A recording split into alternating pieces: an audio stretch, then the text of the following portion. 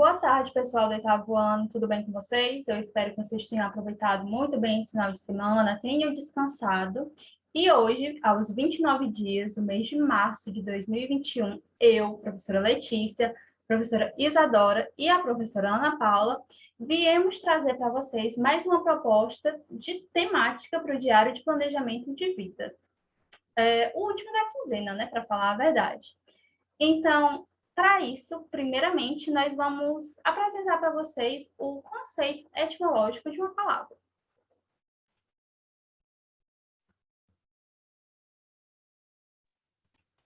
Pronto, e essa palavrinha, gente, que a gente vai apresentar o conceito para vocês, é a palavra família. A palavra família, ela tem por conceito um grupo de pessoas que partilham a mesma casa, especialmente os pais, os filhos, os irmãos e outras pessoas.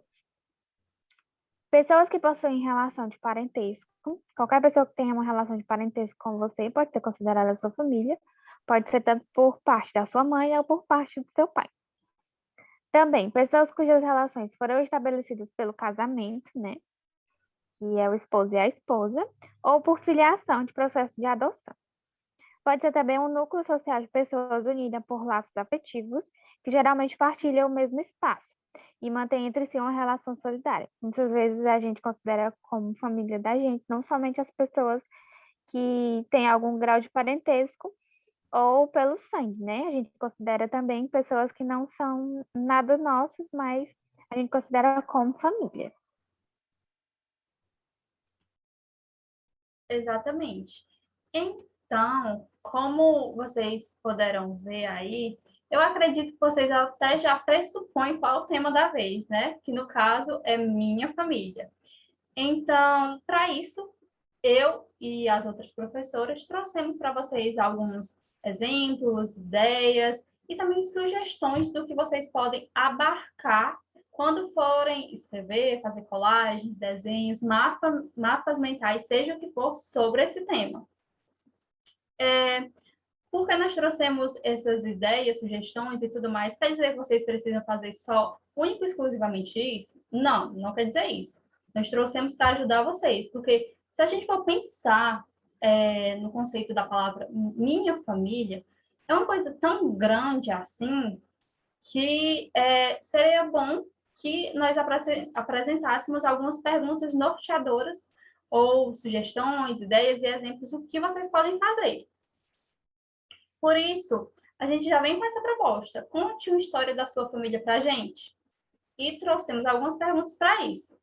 Então, o que sua família representa para você? Você pode fazer um textinho voltado exatamente para isso, para responder essa pergunta, né, no caso. O que você mais gosta em sua família? O que você menos gosta? Você pode fazer um texto com essas duas temáticas, do que você mais gosta neles, o que você menos gosta.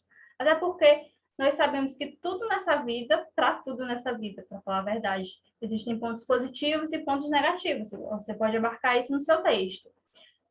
O que vocês costumam fazer quando estão juntos? Antes da pandemia, o que era que vocês faziam quando estavam juntos? Agora, que a gente tem essa quarentena, que a gente não pode sair, é melhor ficar em casa, inclusive fiquem em casa, né?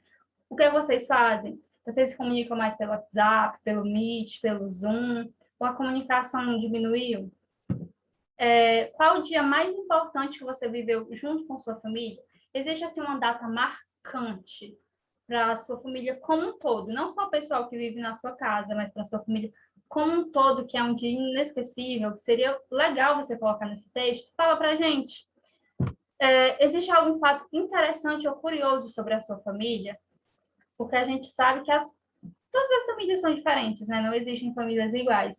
Então, algumas famílias têm pessoas que cantam, pessoas que dançam, pessoas que são artistas, que fazem pinturas, coisas desse tipo. Na sua família existe isso? Essas pessoas que fazem essas coisas? Existe, por exemplo, uma questão de seguirem somente uma profissão na sua família? Fala pra gente sobre isso. Bem, continuando sobre essa temática que a gente vem falando com vocês e que as professoras já falaram, também é interessante vocês falarem informações sobre sua família. Claro, é bom você começar falando o seu nome completo, porque para se identificar, para a gente ter uma noção de quem é que está falando ali naquele texto. Também é interessante você colocar o nome do seu pai e da sua mãe. É interessante colocar o nome completo, porque às vezes a gente, quando o nosso nome é formado, pega tanto o sobrenome do pai quanto o sobrenome da mãe e vai formando nosso nome completo, né? Também é algo interessante. Você tem irmãos? Quantos? Se você for filho único, você coloca que é filho único. Mas se você tem irmãos, fale quantos você tem. Se você é o filho mais novo, se é o mais velho, se você é o do meio. Às vezes você tem 5 irmãos, aí você é o segundo, o terceiro. Então é interessante você falar sobre isso. Também é bom falar sobre o nome dos seus avós maternos e dos seus avós paternos também. Por quê? Porque a gente precisa saber disso. É interessante a gente saber. Fora que a gente sabe de onde a gente veio, a nossa origem. Então é algo interessante. Se você souber o nome dos seus bisavós, dos seus tataravós, também é interessante você colocar. Quantos tios e tias você tem? Eu, no caso, eu tenho 14 tios do lado de mãe e 13 tios do lado de pai. Tá vendo que minha família é enorme. Tem algum tio ou tia que você gosta muito? Quantos primos você tem? Vocês são próximos? Tem primo ou prima que se torna até melhor amigo. Então é interessante você trazer esses conceitos, trazer essas questões também. Mas isso aí fica na criatividade de vocês.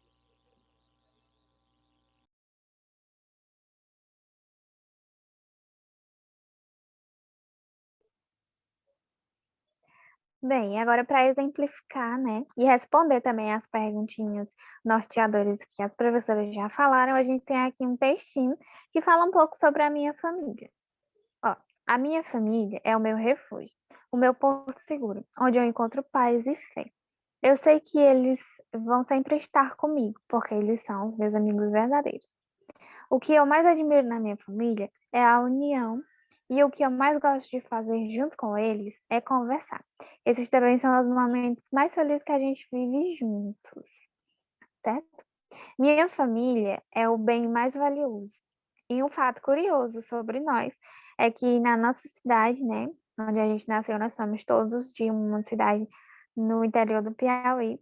A gente é conhecido como o povo dos loucos. Por quê? Porque esse era um apelido que as pessoas mais velhas da minha família tinham, e assim foi seguindo. Então, todo mundo que nasce, né, já agora nesses tempos, também é incluído nisso. A gente sempre é chamado pelo povo dos loucos por toda a cidade. Todo mundo conhece a gente assim.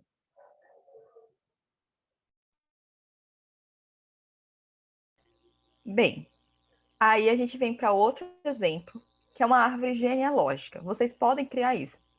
A gente, nesse exemplo, vocês viram que durante os slides que foram mostrados, sempre aparecia alguma coisa de um Rei Leão.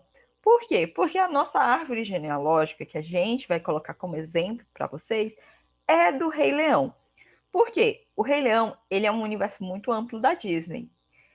E a gente pegou tanto o Rei Leão 1, quanto o Rei Leão 2, quanto a série A Guarda do Leão, quanto os livros que são oficiais da Disney do Rei Leão para trazer informações sobre a família do Simba, que é o nosso personagem principal, o nosso protagonista do Rei Leão. Então a família do Simba começa assim. Isso aqui é um exemplo também para vocês poderem montar a árvore genealógica. A árvore genealógica pode ser feita tanto em esquema de mapa mental, tá? Mas vocês também podem ganhar uma árvore e vocês colocarem nos ramozinhos das árvores o que vocês querem de informação da sua família. Bem, aqui é tipo um mapazinho mental. Então começa com o Morrato, que é o bisavô do Simba. Na verdade, ele é o primeiro rei das terras do reino. Então é interessante que vocês coloquem tanto o nome da pessoa, da sua família, quanto o parentesco que essa pessoa tem com você, mas também pegar aquelas ideias que a professora Letícia trouxe e colocar alguma curiosidade, alguma informação que você achar interessante da sua família e que você goste, ou que por que você gosta daquela pessoa. Depois do Murrato, a gente tem o Arrad, que é o filho do Murrato. Vocês percebem que até as linhazinhas estão coloridas. Por que isso? Para a gente fazer algumas ligações diferentes também. Então, em azul vai ser os filhos, né? Então, o Arrad, ele é o avô paterno do Simba. Então, ele era conhecido por ser muito rigoroso, um rei muito rigoroso das terras do reino. E ele tinha como preferência o filho dele, Mufasa. Aí ele casou com a Uru, então a ligaçãozinha aqui em vermelho, para vocês verem a diferença. E ela é a avó paterna, do lado de pai, e ela era muito protetora, e diferente do seu marido, o Arad, ela tinha como preferência o seu filho Scar. Aí vem deles a filiação, que aí vai ser dividida em duas, porque a gente tem os filhos Mufasa e o Scar. Para quem não sabe, o Scar, na verdade, o nome verdadeiro dele é Taka. O Scar é o apelido dele por causa da cicatriz, porque em inglês Scar significa cicatriz.